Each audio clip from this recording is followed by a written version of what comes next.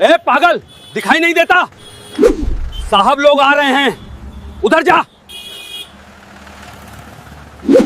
तुम्हें पता है ये कौन है? जिस आदमी को तुम लोग पागल कह रहे हो, पत्थर मार रहे हो, जानते हो ये कौन है? नमस्कार दोस्तों, आज मैं आपके लिए एक ऐसी कहानी लेकर आया हूं जो न सिर्फ आपकी आंखों को नम कर देगी बल्कि आपके रोंगटे खड़े कर देगी।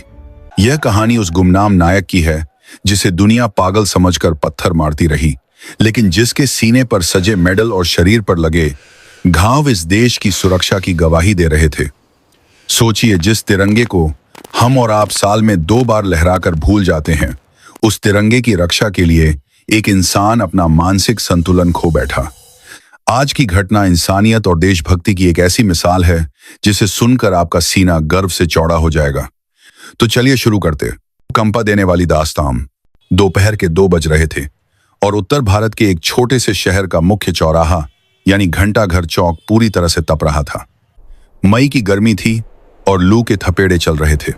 सड़क पर डामर पिघलने को तैयार था।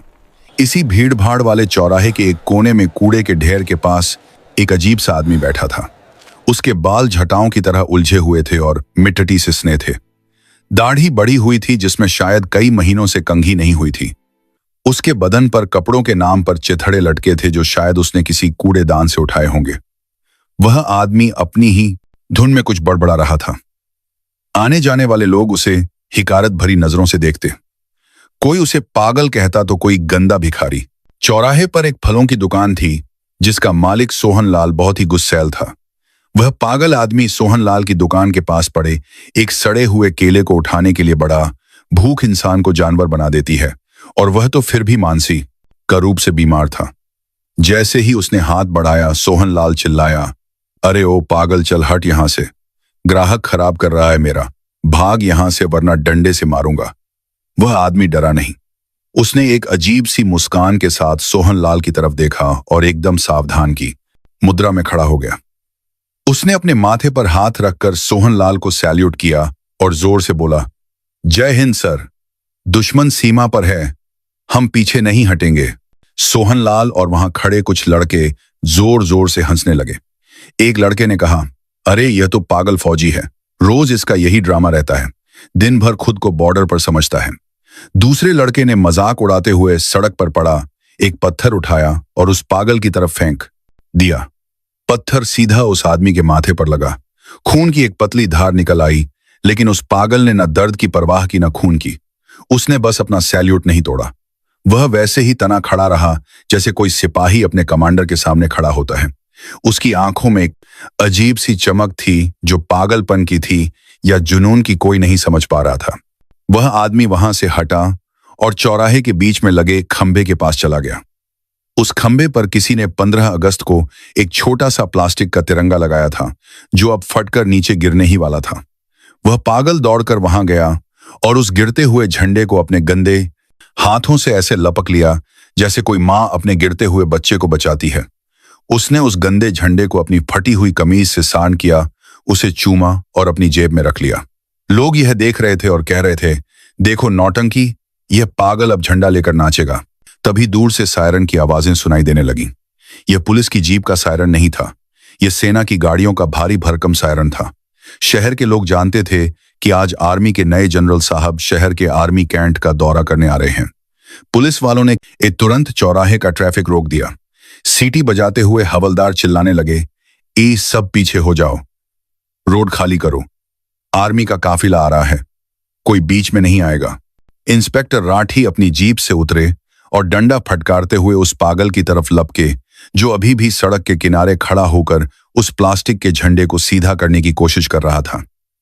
इंस्पेक्टर ने डांटते हुए कहा, ए पागल, दिखाई नहीं देता?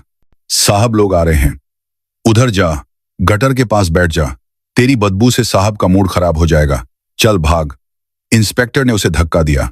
वह आदमी लड़खड़ाया, लेकिन उसने इंस्पेक्टर को भी पलटकर सैल्यूट मारा और बोला, सर मिशन पूरा हुआ, रिपोर्टिंग फॉर इंसान ड्यूटी सर।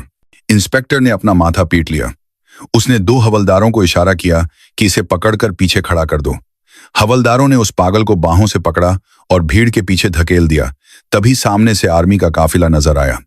सबसे आगे मिलिट्री पुलिस की बुलेट थी, उसके पागल पांव की बास, पीछे जिप्सी और बीच में थी एक काले रंग की चमचमाती टाटा सफारी जिस पर 3 स्टार लगे थे।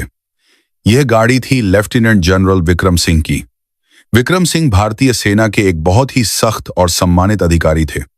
उनका नाम सुनकर ही दुश्मन कांपते थे। उन पीछे सेना के ट्रकों की एक लंबी लाइन थी। काफिला धीरे धीरे चौराहे से गुजर रहा था। जनरल विक्रम सिंह अपनी गाड़ी की पिछली सीट पर बैठे बाहर का नजारा देख रहे थे।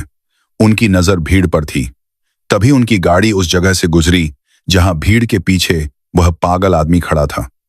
हवलदारों ने उसे पकड़ा हुआ था, लेकिन जैसे ही उस पागल ने सेना की गाड़ी और उस पर लगा तिरंगा देखा, उसके अंदर न जाने क्या बिजली दौड़ी।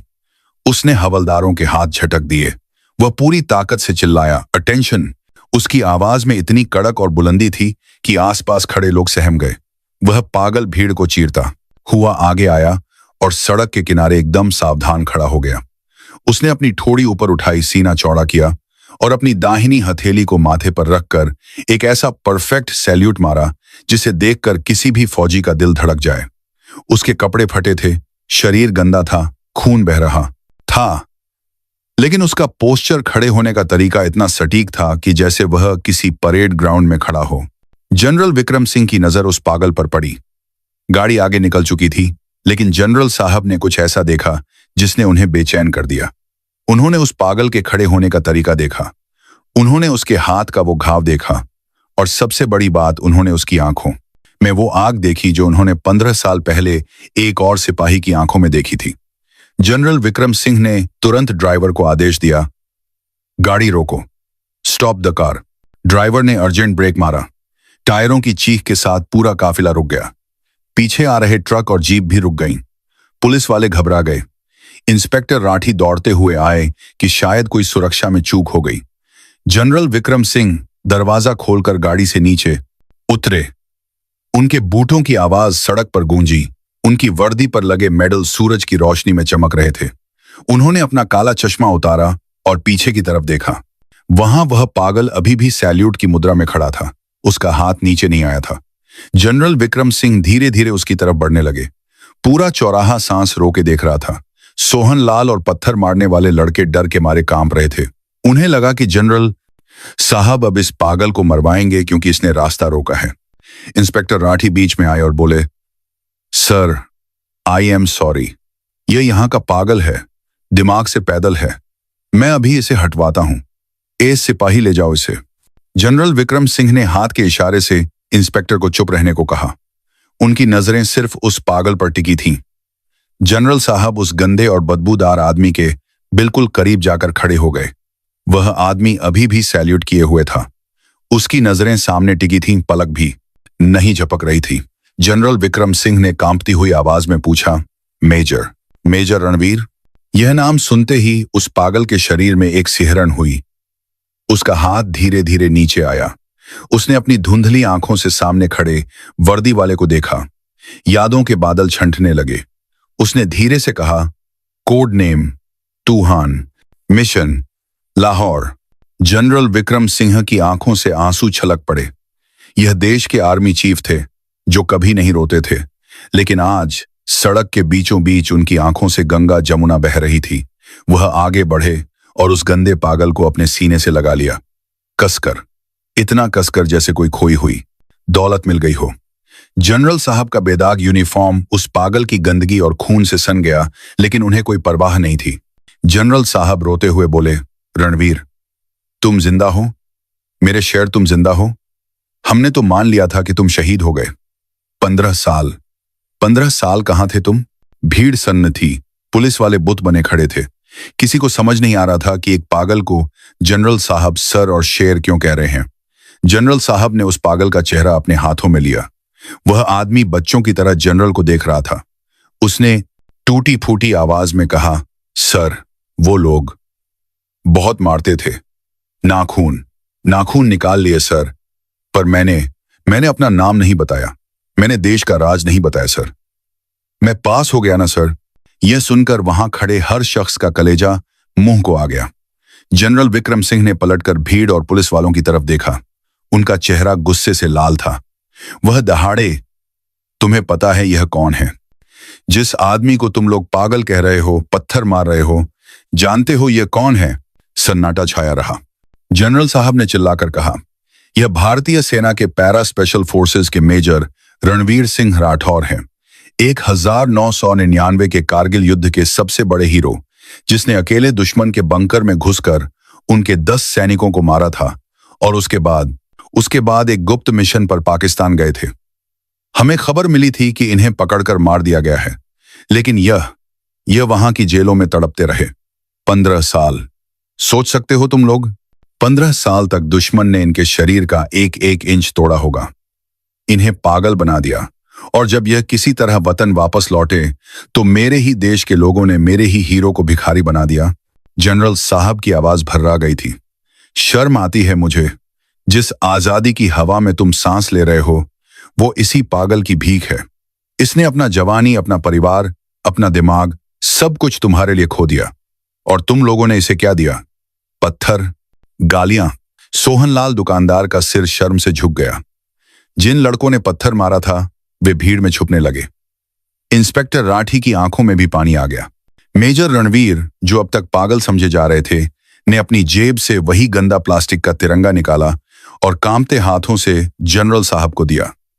बोले, सर, झंडा नहीं गिरना चाहिए। देश बचा लिया ना हमने। जनरल विक्रम सिंह ने वह झंडा लिया और उसे माथे से लगाया। उन्होंने तुरंत अपने साथ चल रहे मेडिकल ऑफिसर को बुलाया। डॉक्टर, तुरंत एम्बुलेंस लाओ, मेजर को मिलिट्री हॉस्पिटल ले जाना है। यह वीआईपी ट्रीटमेंट है, खबरदार जो कोई कमी हुई। फिर जनरल साहब ने खुद मेजर रणवीर के फटे हुए कपड़ों को ठीक किया, अपनी जेब से कंघा निकालकर उनके बाल सही किए और फिर सबके सामने उस पागल को सैल्यूट किया।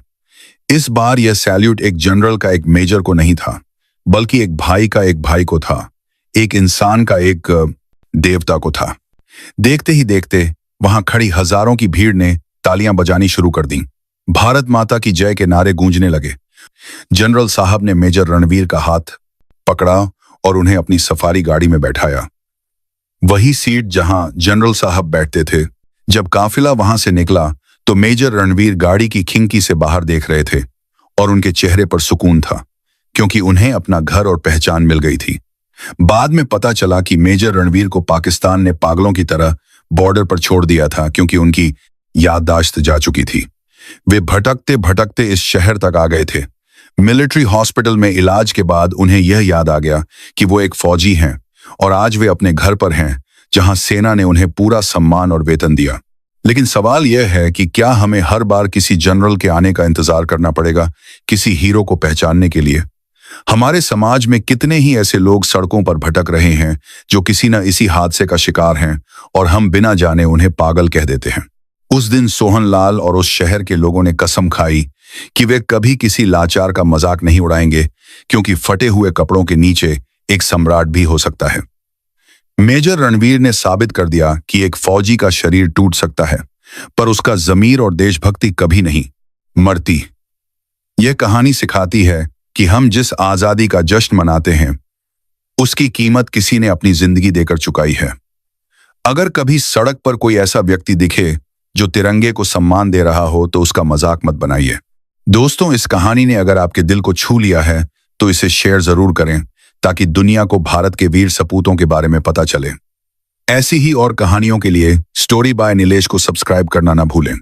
जाने से पहले कमेंट बॉक्स में जय हिंद लिखकर अपनी हाजिरी जरूर लगाएं। आपसे विदा लेता हूं और फिर मिलूंगा एक नई कहानी के साथ। तब तक अपना ख्याल रखिए और देश से प्यार करते रहिए। वंदे मातरम।